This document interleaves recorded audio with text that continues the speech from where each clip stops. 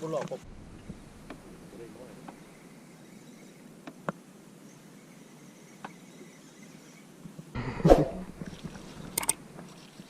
ยังไม่ดูเลย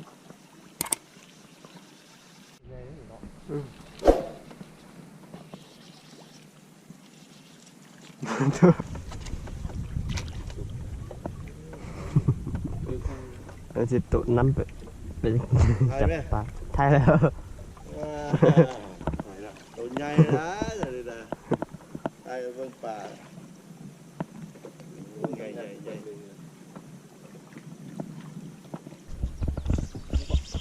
อะไรบอก มาแล้ว โขยแล้ว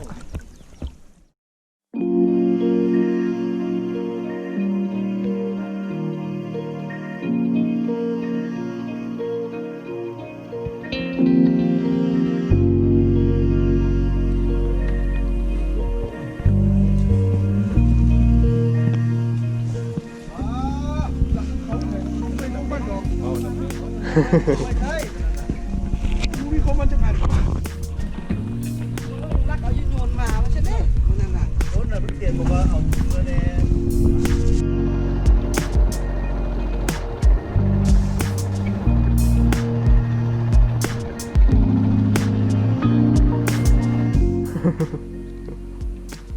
เห็นที่ต้องกินนั่นน่ะ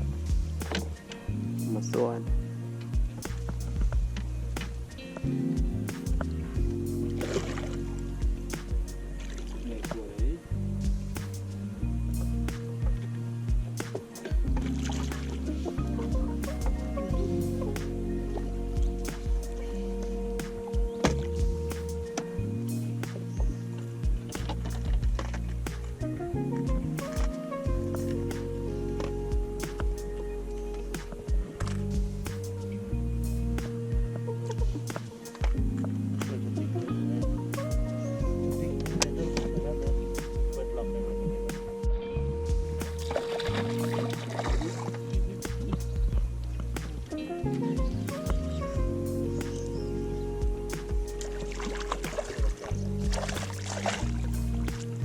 ปากครับตอนนี้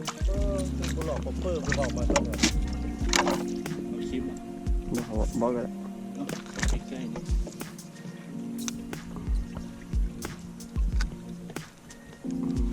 ต้องใส่ดวงเบกตัวนี้มันเคยติดตัวนั้นก็อยากติดใหญ่ๆนะ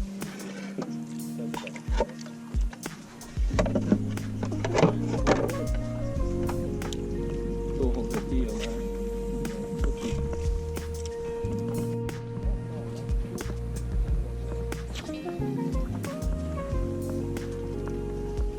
ซะมันก็ซะเขาฝูงมันก็ซะตีเยอะเขาฝูงปลาเนี่ยตีมันก็ซะ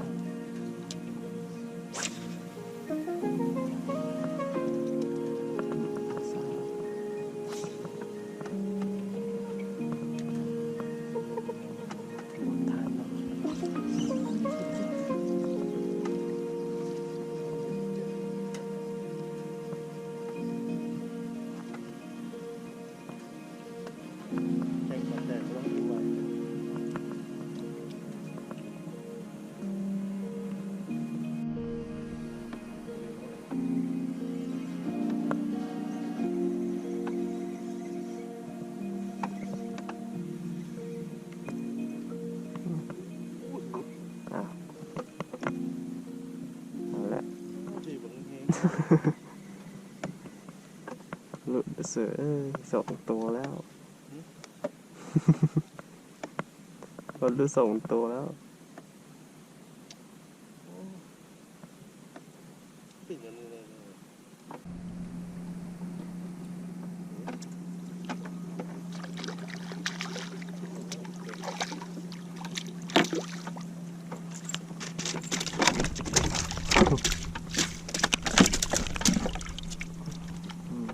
จ้อยตัวนี้ทางนั้น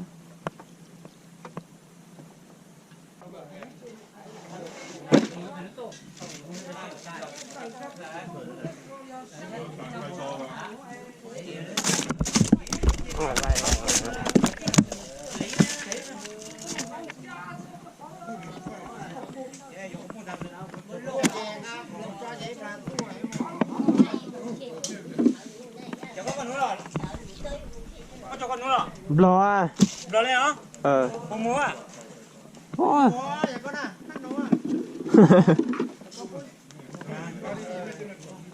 หนูชีแซ่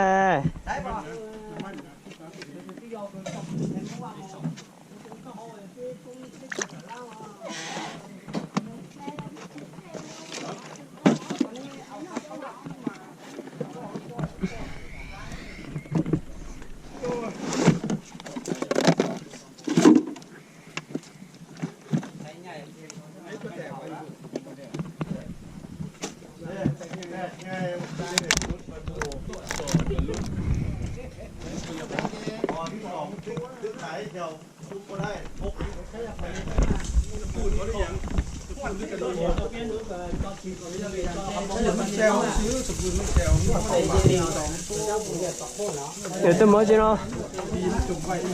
ตัวหมอจี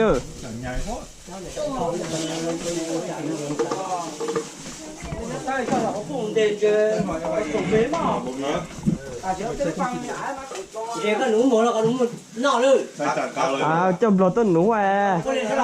แพงก็ต้นหนูชีแซ่ ใส่หมดเลยอ๋อเอาให้ 오늘 이거 하자.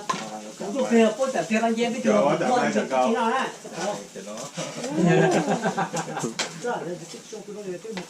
아, 문 가지는 돈. 가지는 돈아. 가지는 돈아.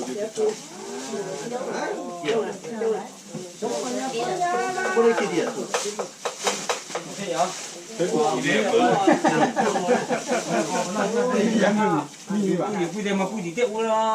여기 약간 뭐 가지고 주문하래. ซุปมาล่า 아, 그럼 해야 빡 가동. เสร็จรถมาล่า 이제 떠와서 나와. เอามาซิมเบิ้งซื้อๆน่ะ 난 존, 나야 빡 가동 다 주나. lúc mà cái này chỗ nào 빡 가동 tất cả mà. lúc trong rồi đây là chỗ sách. เป็นอย่างวะขาคอบอปากขาคอ ถึกปนน้อยคาคอกินปนน้อยราคาคาคอ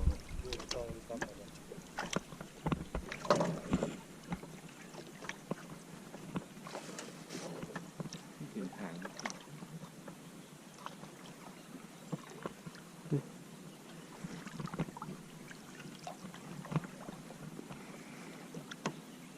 อู้ส่งตัวตีไหมมีส่งตัวตีไหมเว้ยมีตัวอีก3 ตัวเลย ไล่กัน นี่ เราไปดูเลย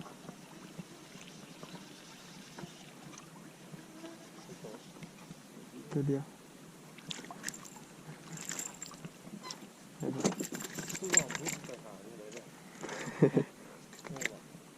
พอปุ๊บมันแล่นไปหาเลยนะ มันจะเป็นตัวใหญ่นะตัวสปอร์ตนั่นเนาะตัวนี้ตัวน้อยนะ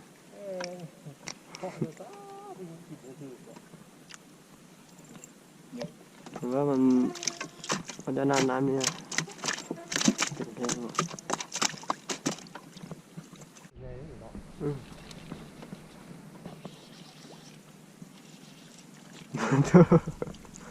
นี่เองคือวะโอ้โห เก็บตัวใหญ่เลย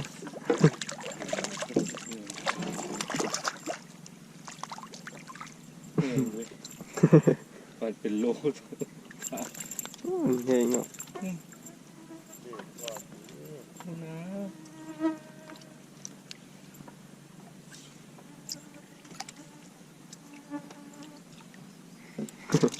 ใส่สั้นเดียว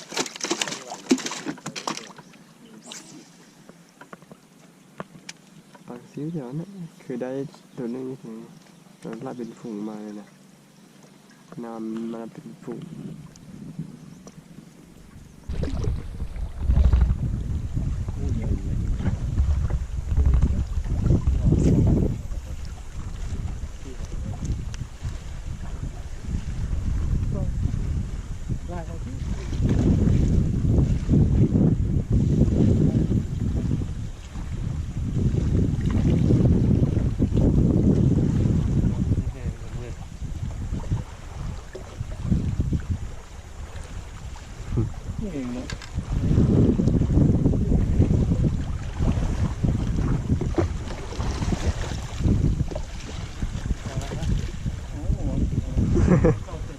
เขาเต็มปากแล้ว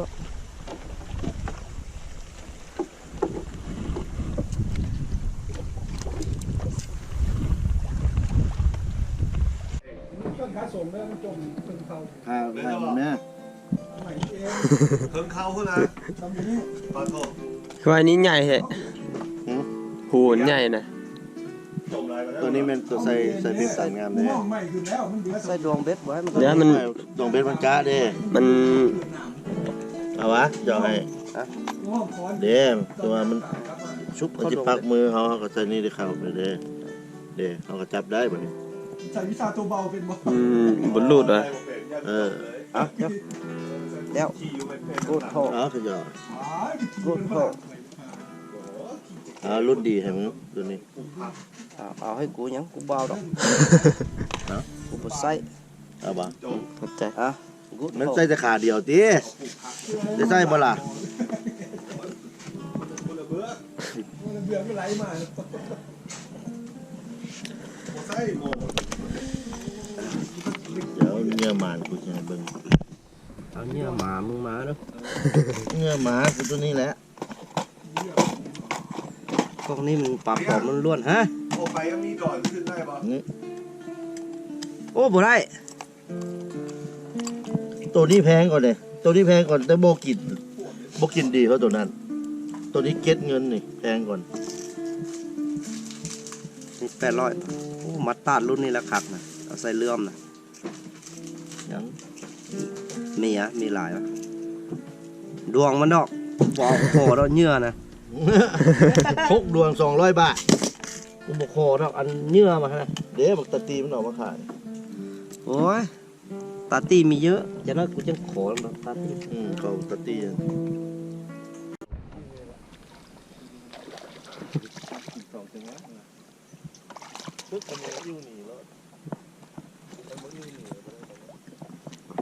บุตึกนะยู่มายุดเป็นหนึ่งแล้วแลนไม่ไหวแบบนี้ใส่ตึ๊บเลย กินจะว่าไป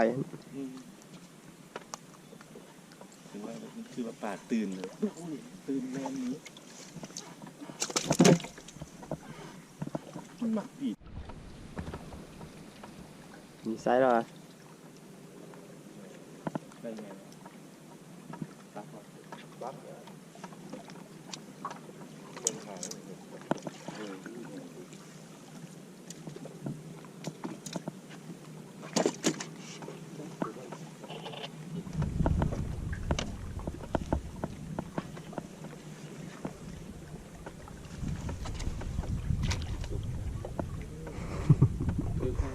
เราจะตุน้ำไป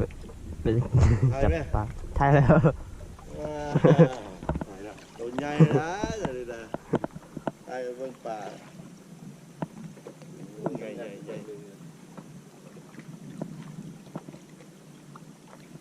ห็นว่าตัวแซ่บอยู่ โอ้โหใหญ่เลยตัวนี้ ไหนสู้มันโดนยังไม่ยอม เป็นปลาเนาะ มาจะใส่ ประหลาด ตับปลาดเต็มปากเลยไม่รู้นะไอ้โว้ไอ้โว้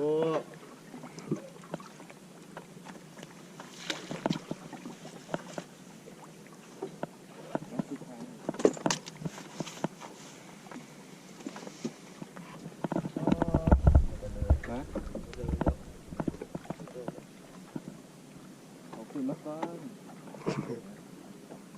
ดิ้นแล้วมันจะนั่นนะ บอสเอาคลิปเปอร์คลิปก่อน ถ้ามันดิ้นแล้วมันเข้ากระต้อง คลิปขึ้นดีๆแล้วอ่ะขึ้น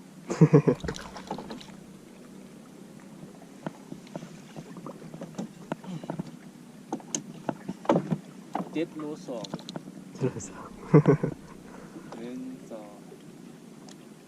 เดี๋ยวเข้าไปใกล้ไหม ครับ1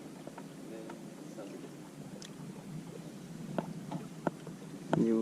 วิวงามเนาะ ป่าอยู่นะตัวนั้น ไม่ได้ปลามันก็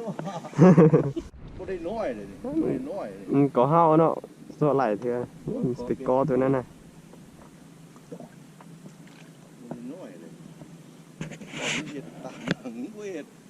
ตอนตีมาเธอสุดท้ายยังเห็นเนี่ยมันไล่มานะเอาซ้ำเลยซ้ำนี่มันจะมี2 3 1 ตัว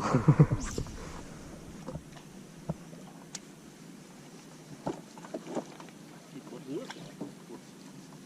คนเฮง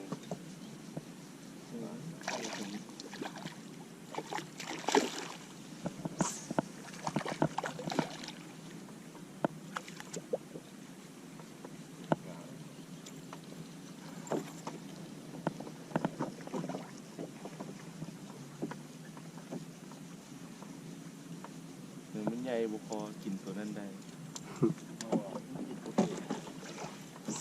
โอ้ยโม่ประตูนั่งอย่าง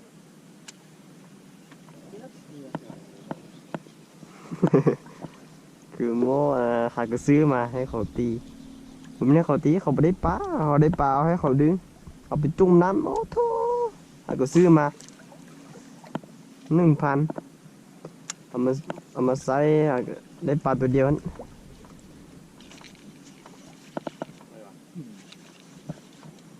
เขาถือน้ำเนาะมีเสียงเลยโม่นั่นน่ะ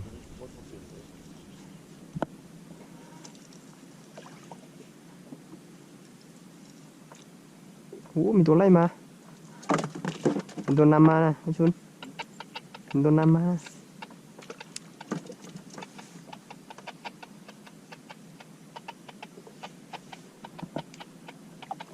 ตัวนำมาสั้นตัวนี้เนี่ยรุ่นเดียวใส่เดียว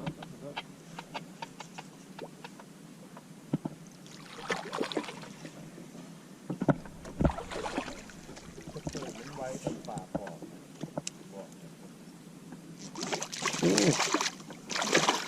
ยังเฮงยังบุบเบิด แต่คดีอ่ะ คดี มึงเลยมั่นใจว่ามึงมีคดีทั้งหลายกูกูตีปลาปลอมแบบสบายใจเลยนะ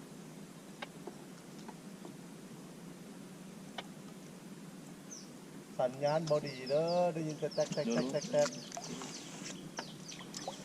โอ้ยไง ป่าไส้งามหมดเลย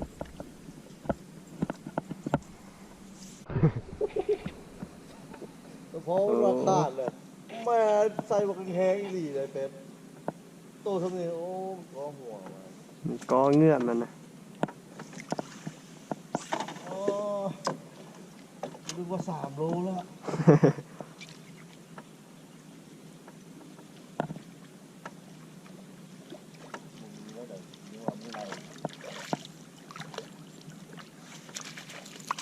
ตัวนี้ตัวนี้มันเป็นไร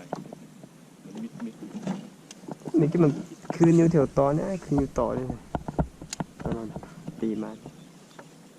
ตัวนี้ใหญ่ ต้องการ ตัวนี้ใหญ่กว่า ตัวนี้โคตรใหญ่ตัวนี้โคตรใหญ่ต้องเด็ดบงก้างก่อนเลย ค่อยๆสู้มัน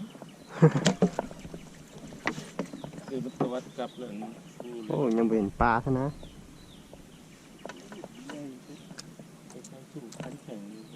บ่กูย้ำเรียกมึงแข่งตัว แข่งคันมันอันนั้นเอา เข้าตัวแล้ว แข่งคันมันกัดออกมา เขาต่อ กัดออกมาแล้ว ถอยเงื้อ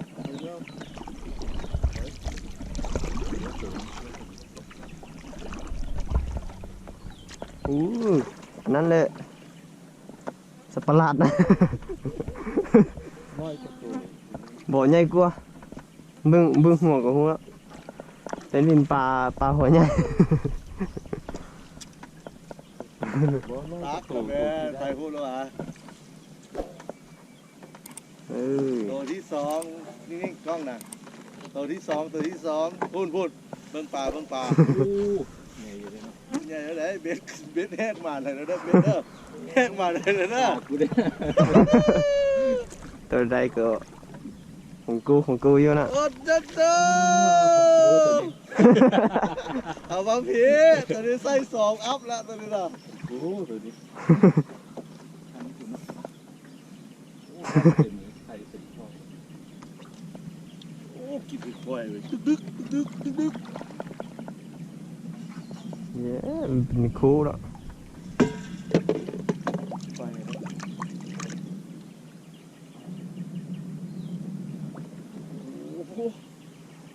หนักบ่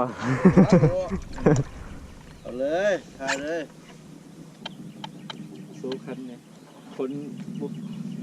บุกเก่งแต่คันเก่งอยู่แล้วหนึ่งสอง แล้วเป็นนำคำเนาะเพื่อนเป็นนำคนเป็นนำคำเนี่ย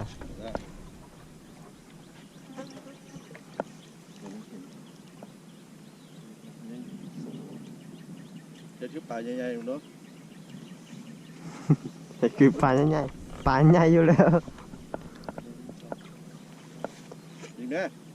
อีก เอาผมได้อีก อีก อยู่ก็ลึกก็หนึ่งสอง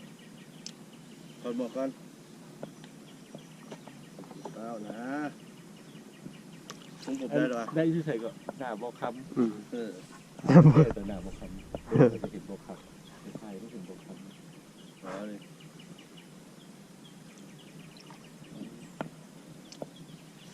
ถ่ายหน่อยก่อนถ่ายหลายๆคู่ นี่เป็นเรื่อง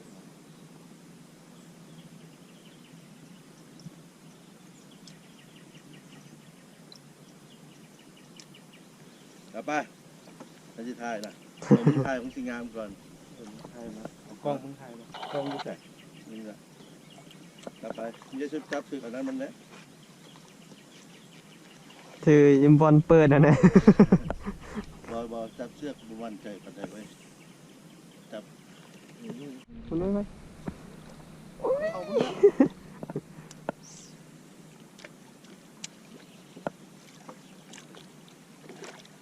หนีแล้วหนีมาทางนี้เลยดีดีกว่าตามหลังนี่อาจจะยืดตรงนี้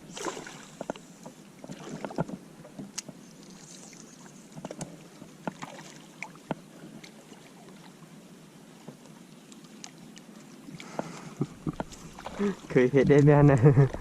ได้ตัวหนึ่งอยู่นี่ ตัวนี้รุด ตัวปลานี่รุดได้ตัวอยู่ข้างหน้า ก่อน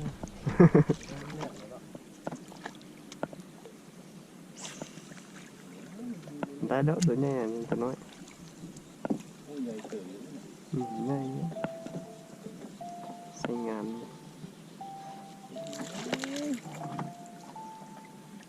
กูเห็นตัวน้อยมันเล่นไปหา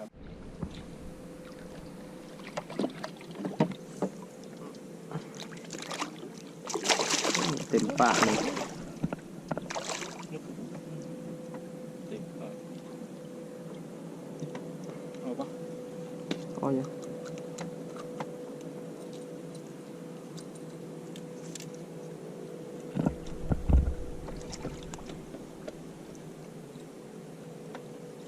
อยู่ข้างหลังนี่สบายแท้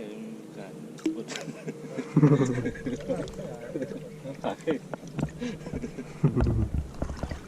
มากินอยู่พี่เนาะ อืม ร้อย ดึกแต่พูด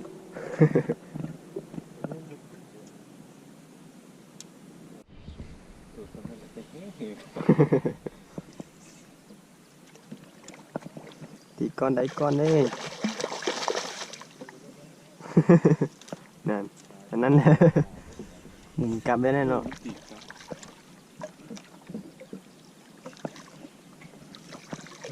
มา โอ้สามขอเลยตัว กิน นี้ แม่งนะ เบ็ดนี่ขาดเบ็ดตัวสีขาว เปลี่ยนตัวเบสไม่ได้ฝาก เบ็ดสีขาวตุ๊บเลยรุดตุ๊บเลยรุด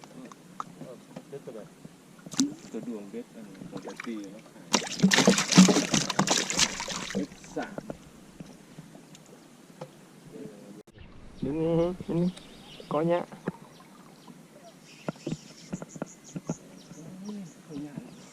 เอาเนื้อเข้าไปเอาเนื้อเข้าไป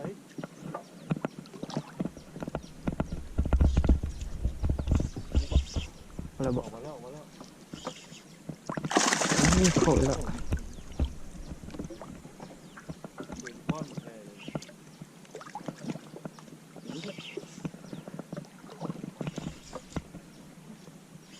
เอามา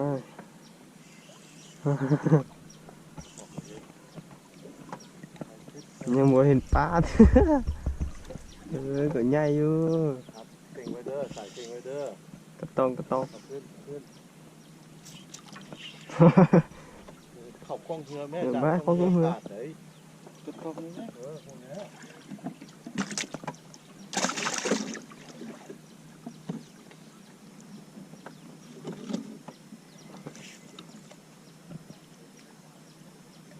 โอ้ง่ายง่ายง่าย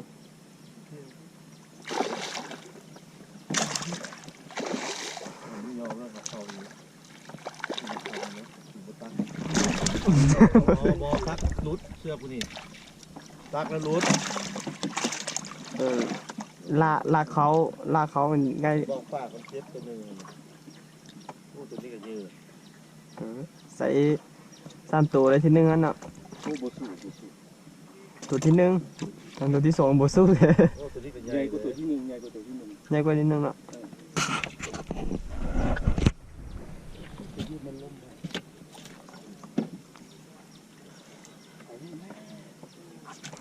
ต้องถ่ายก่ นี่ อน ของเทศเนี่ย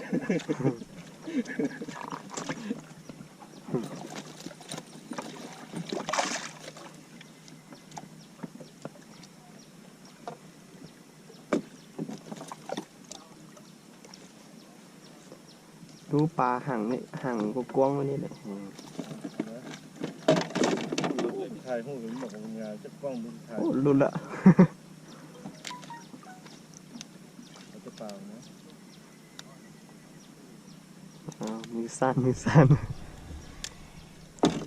จะเป็นชิปของกระป๋องนั่นแหละกล้องถ่ายมาได้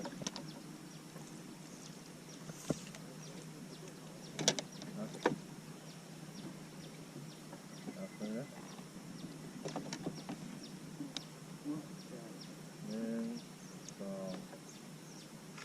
2ย้อนเสียงนะ กินโปรถือกับย่าใครเห็นมันสวบมาก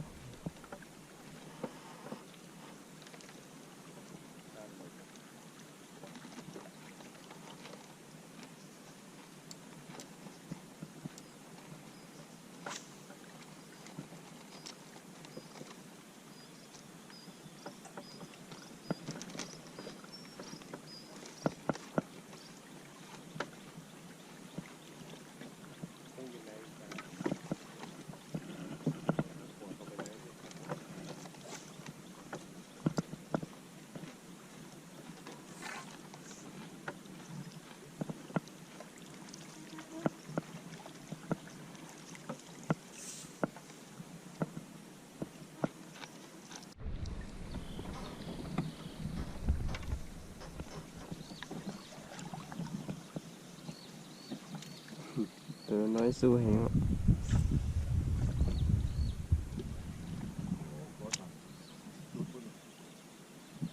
หนุกกว่านี้มันก็บุรุษแล้ว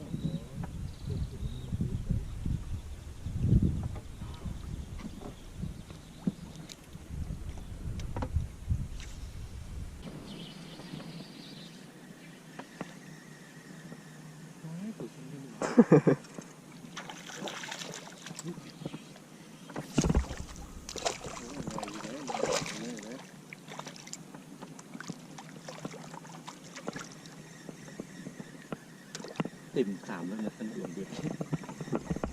ไปนี่กัน ตีรับหน้ารับหลังกินนะ ติดโค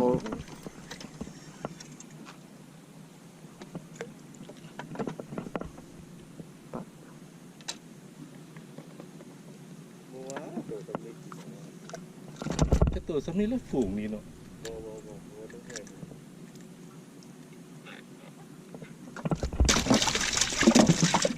มันดำ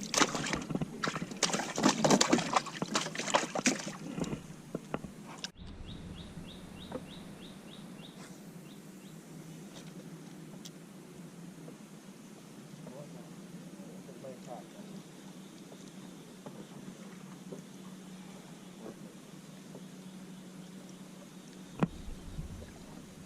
ตักเหรอ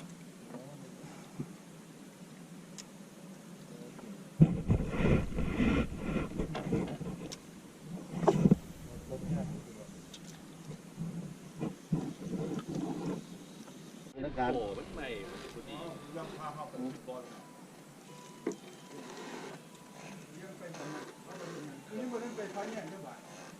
7 ตัวเป๊ะ 5 2 1 3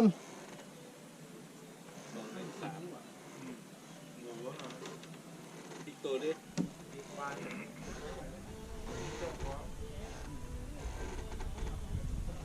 ถ่ายไหม เอายามาให้ดีไทยให้ 217 2 1 7 2 1 7บ่พี่ข้านล่างหมู ตัวนี้ได้อีกตัวดิกูได้ 2 1 7 ตัวนี้เลย 2 1 7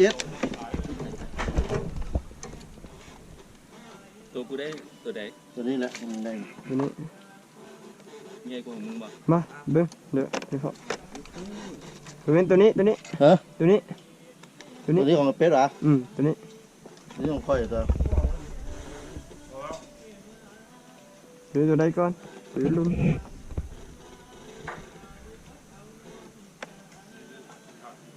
โลเจ็ดตัวนี้ค่อยโลเจ็ดไปย่าง แล้วก็ตัวเป็นน้อยกว่า มึงเอาน้ำก้อนออกมาก่อนเด้อแล้วเอาปลาลงไปเลย น้อยบนหลายเนี่ยเป็นโลสอง ตัวนี้ยาวมันสั้น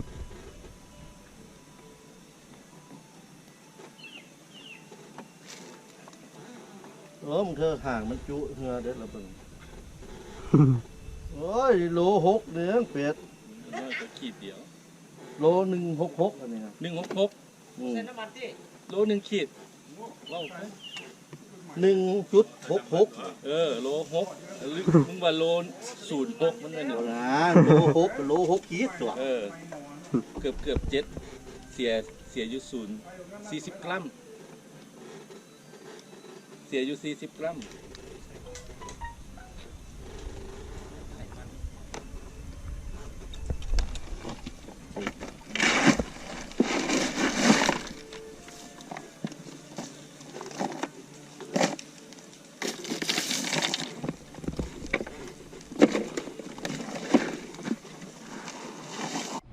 ไม่รู้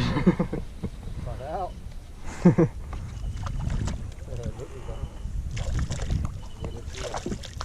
ทอด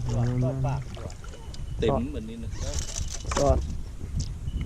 ดวงเดียวย กเลยไปทอด ดวงหนึงดวงหนึ อัน ง นี้สองแบบเด้อดักหัวเข้าไปดูดักหัวเข้าไปก่อน เดี๋ยวพุทธภาพพุทธดวงยากๆนะดวงเวทตัวนี้แข็ง ตุ้ เลย พวกตุ้ยเตี้ยผมมาดวงมันเป็นตรงแหลม อุ้ยหมดดินี่ละนี่โอ้ใกล้นี่ ไปแล้วไปโลเลเลยนะมันแตกอยู่ใส่เลย นี่ ไปพูดเรียนลึกไปงงเลย นี่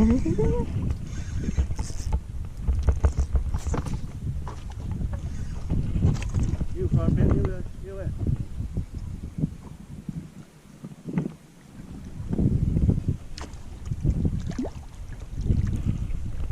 ตัวนี้นะเอาไว้เอาตัวกันออกตัวนี้ใส่ไหมไม่เจ็บไม่แตก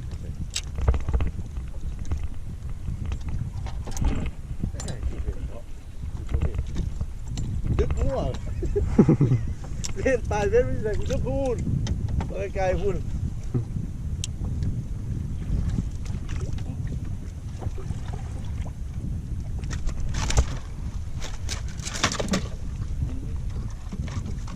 ทางไหนวะทางหลังวะ แถวนั้นเลยโอ้หูง่ายนะ เป็นแค่อย่างเป็น เปลี่ยนนี่เหรอเปลี่ยนนี่เหรอ เป็นเงี้ย ไปไหมถูกไหมวันนั้น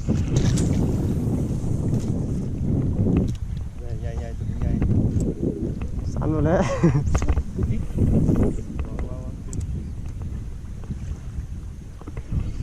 ดีละ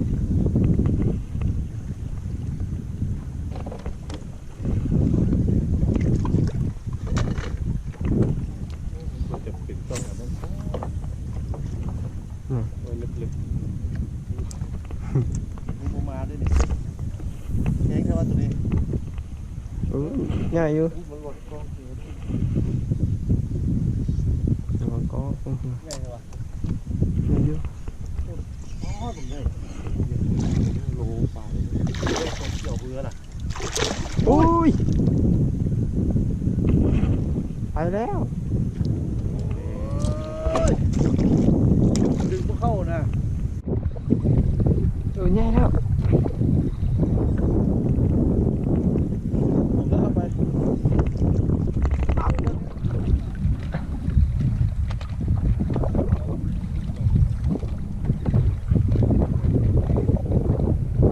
ก็ละ โอ้ลิกจริงได้เอาไปเลยเร็วออกแล้วปลาอยู่ ลอยมาเนี่ย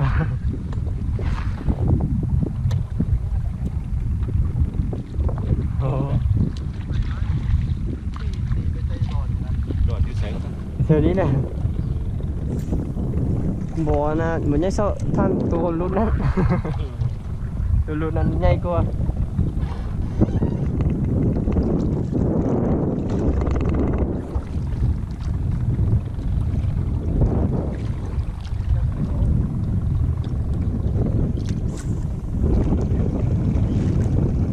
เหลือจ่อ น้ำมันดินเครื่อง50,000เอาบ่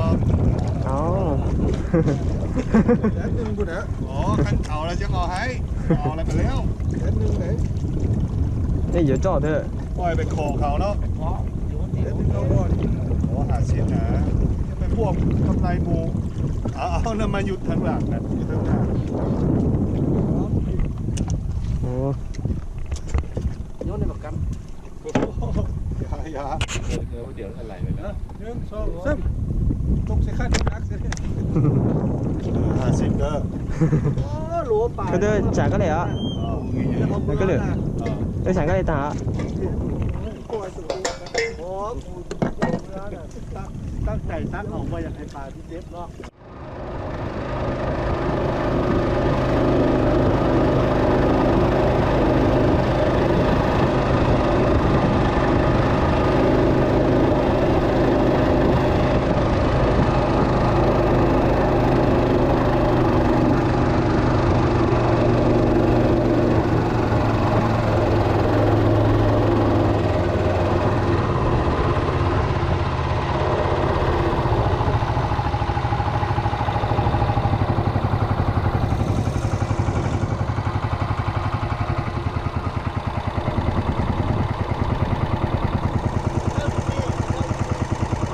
เขาอยู่ฮันเนี่ย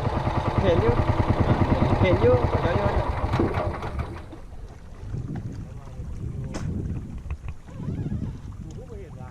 เฮ้